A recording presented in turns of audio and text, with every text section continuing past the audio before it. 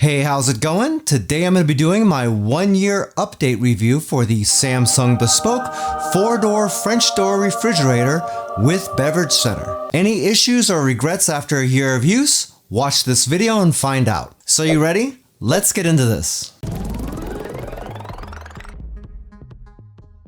Just a quick note, my reviews are based upon the things that I think are important. That might be a little bit different for you, so what I recommend doing is after watching my video, you watch a couple of other videos made by different content creators. That way you get a wider range of likes and dislikes and testing criteria. That in turn should help you make a more informed buying decision, and that is the most important thing of all. This is the Samsung Bespoke 4-door French door refrigerator with Beverage Center. Previously, I did a full product review for this along with a product review for the 3-door version as well, since I have one of those inside the house. Instead of being a full detailed product review, this is going to be more of an update to that review, focusing more on the things I like, wear and tear, and any service related issues that I may or may not have had over the past year. If you want to see that full product review, I have a card attached to the top of the screen, and I'll also mention it again at the end of the video. This refrigerator is broken down into 3 main sections. You got your refrigerated area up here. You've got your middle section here that's called a flex zone. And this can be customized all the way from light refrigeration all the way to a soft freeze. That comes in really handy because if you need more fridge space, you can use it for that. If you need more freezer space, you can use it for that. And the third section down here at the bottom is the freezer. This is also where the ice maker is as well, and we'll get into that in just a few moments. One of the big draws to the Samsung Bespoke appliance line is the fact that all of these panel covers can be changed. That means that all of these panels can be customized to different colors and different materials. On the refrigerated section, I have 2 glass panels that are done in black. On the flex zone, I have a glass panel that's done in white, and down on the freezer, I have a black stainless steel panel. One thing to mention about that you may not be thinking about if you're planning on buying one of these is the fact that these glass panels are non-magnetic. That means if you like to hang things on your refrigerator, it ain't gonna be going up here. I can stick stuff to my freezer or on the sides, but that's about it. If that's important to you, not really that big a deal. You can always just get stainless steel panels on this and then you won't have a problem. If you feel like the glass panels are gonna be really fragile and susceptible to breaking, yes, that can happen if you bang stuff into them. But also remember, those panels can be replaced for relatively little money through Samsung. And just to put that into perspective, if you have a regular refrigerator that's made of stainless steel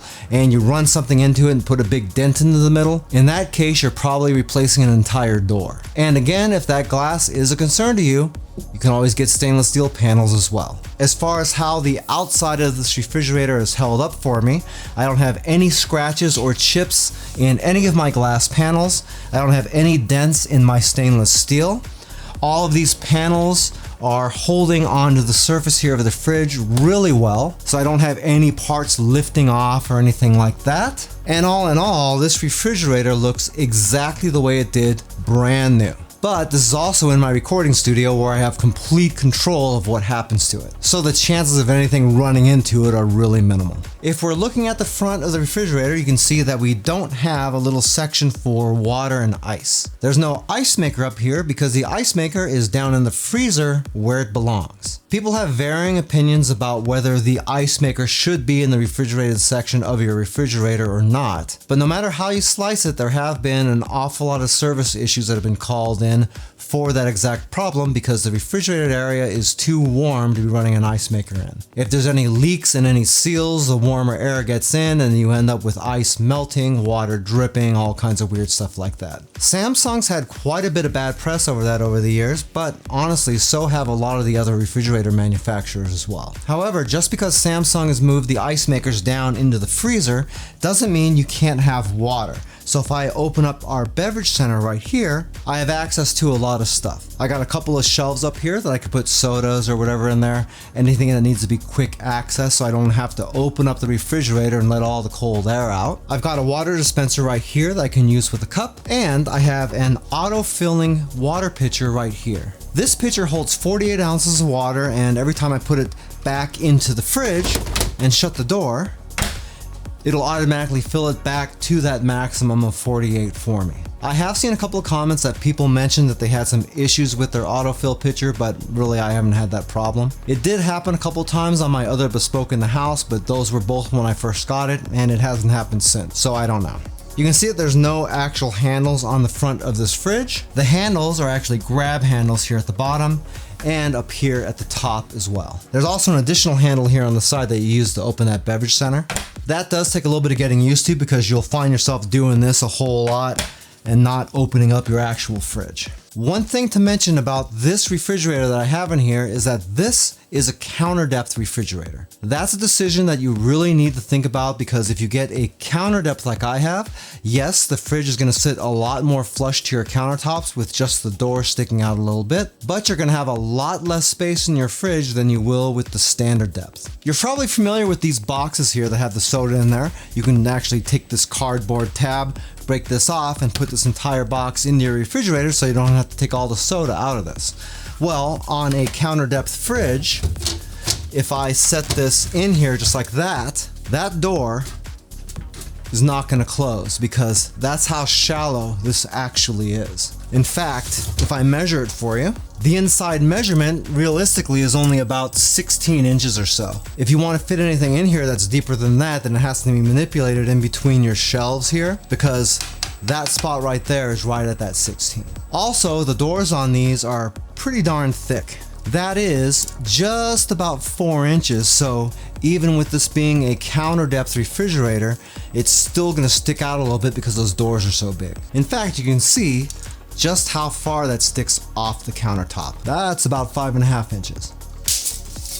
We've got 3 shelves on this side. The middle shelf is adjustable. It can either go up here or it can go down here. But really that's neither here nor there, because if it's up here where it is, the taller stuff fits down in there. And if I were to move this shelf down here, then pretty much all this stuff would have been up here. So really, it's a matter of preference. I typically like to have the larger things near the bottom though. That way there's a little bit more support for it where the hinge is. On the other side, we have 3 shelves again, except this time the shelves are in the exact position that they have to be in. This right here is the water dispenser that you access from the outside. And these 2 shelves up here were the 2 shelves that I showed you on the outside when we were looking at the beverage center. So really, you don't have a ton of space on this left side door. We got our top shelf here. This is made of glass with a plastic attachment on the front that is not metal. The plastic is for both aesthetics and it gives it a little bit more rigidity so it can resist bending a little bit more. This shelf is in really the only place it can be. There's no extra spots for it.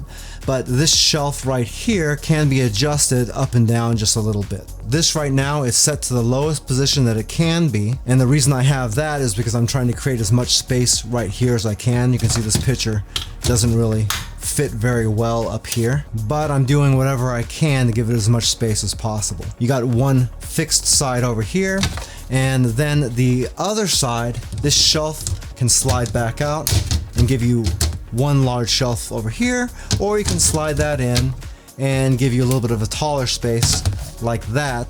And you can see why I did that, because there's no real room for this thing in here otherwise. Underneath we have one more thin shelf. I use it for eggs and stuff like that because they fit underneath there really well. And then down here we have 2 drawers and an additional little flip up thing for the water filter. This is kind of weird because you got to kind of hold this up while you're twisting your water filter in.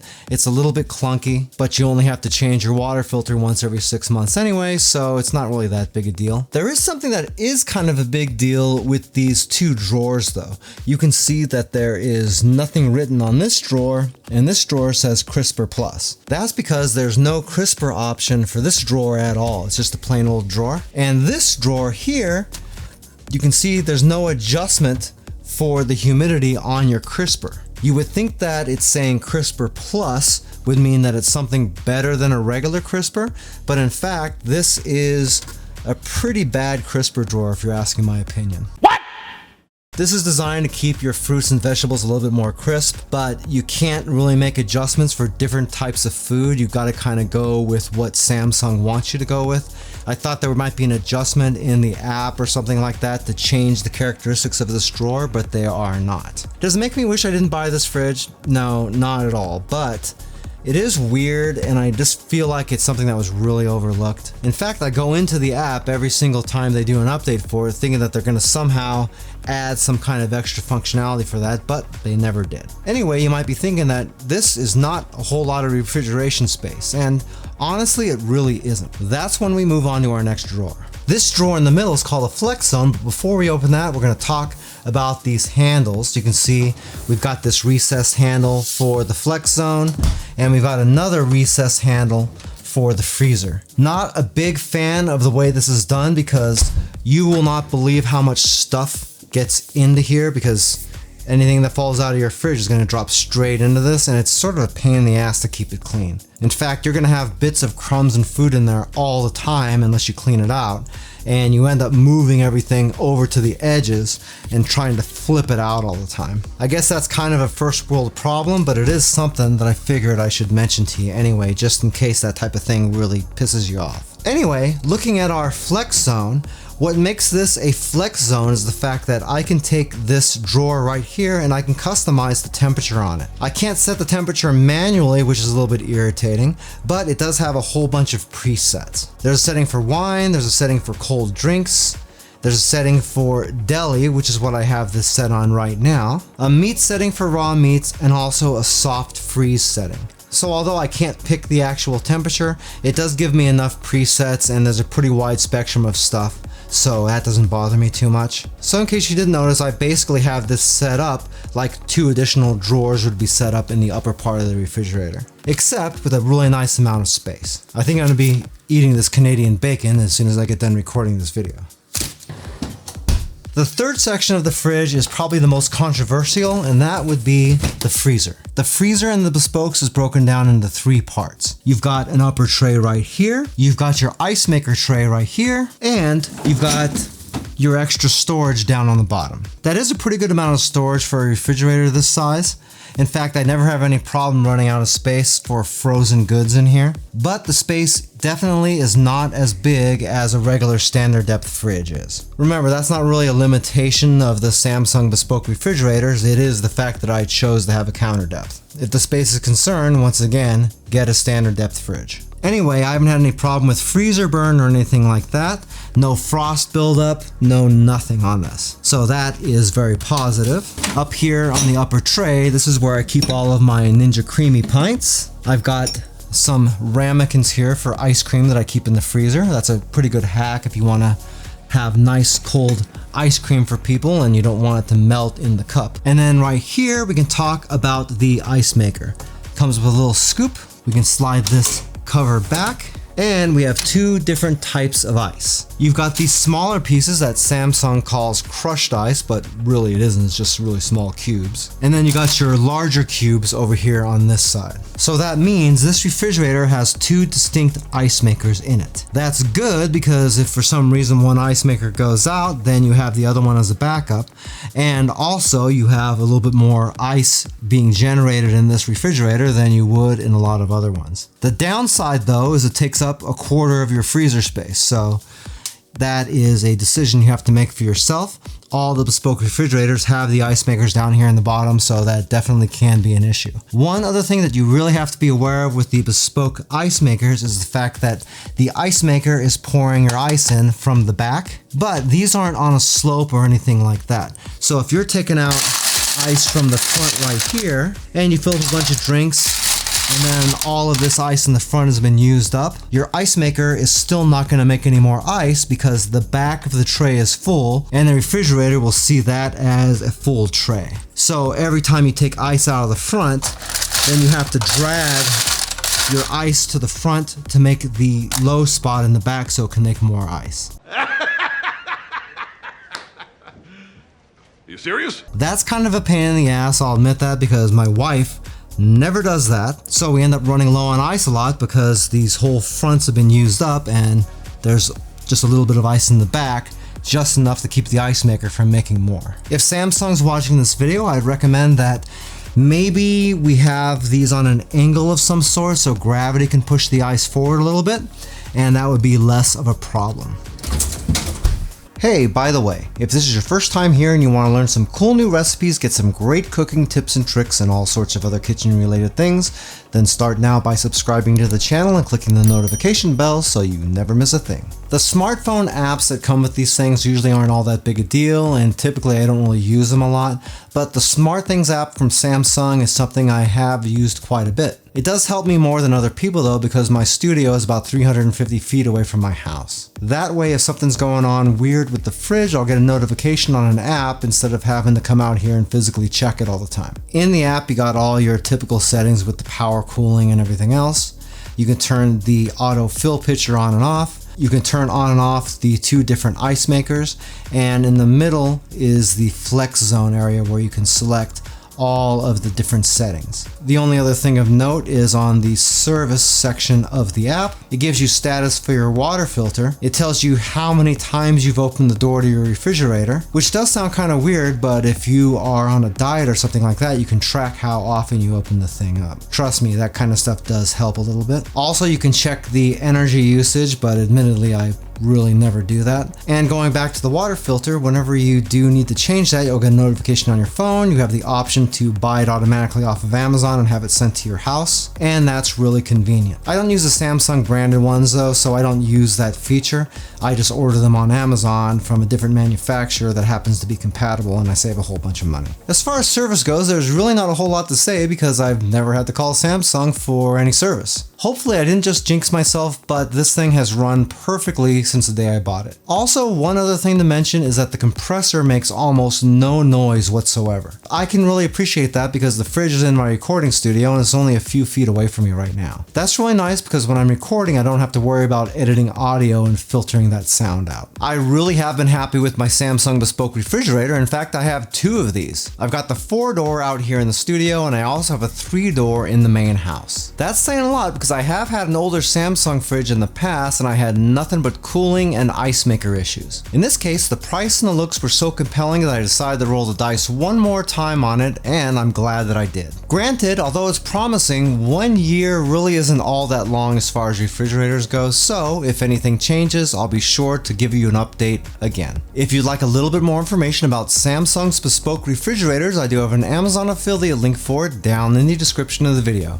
If you buy anything through those links, I do make a small commission, but it doesn't change the price that you pay 1 cent. If you like this video, then you might like these videos right here where I did full in-depth product reviews for both the Samsung 3-door and 4-door Bespoke refrigerators. Those go into a little bit more detail, and if you've been thinking about getting one, I highly recommend watching one or both. Well, that's it for now. I hope to see you back again here really soon, and until that time, I'm Joe, and I hope you have a phenomenal day. Take it easy.